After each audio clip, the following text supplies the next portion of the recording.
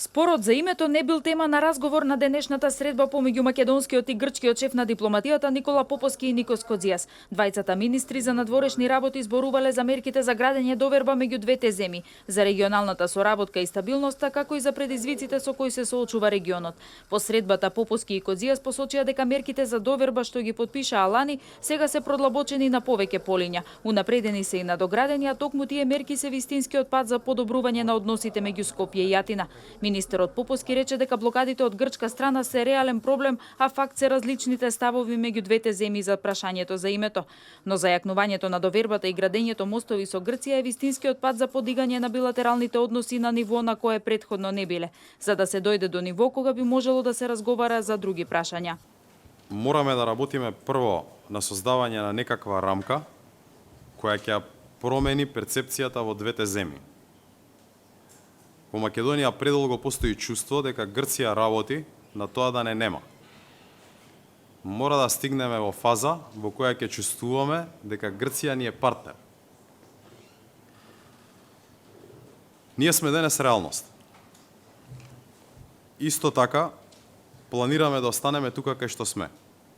Мора да ги убедиме нашите грчки партнери дека не планираме нив да ги преместиме на некое друго место.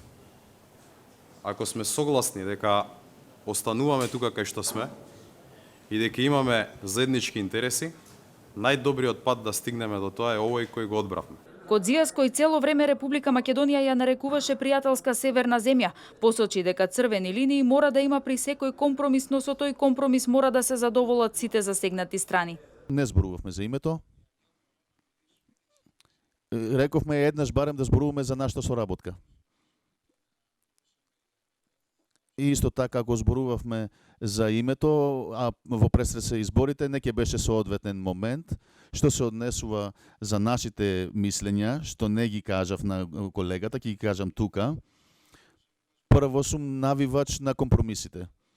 Но, како што кажувам, на добрите компромиси, а не на расипаните компромиси. Компромис кој што ќе ни ослободат со почитување секогаш од затворите на историјата. Не можеме да мениме историјата, но и не можеш и да продолжиш и понатаму за да напишеш нова историја.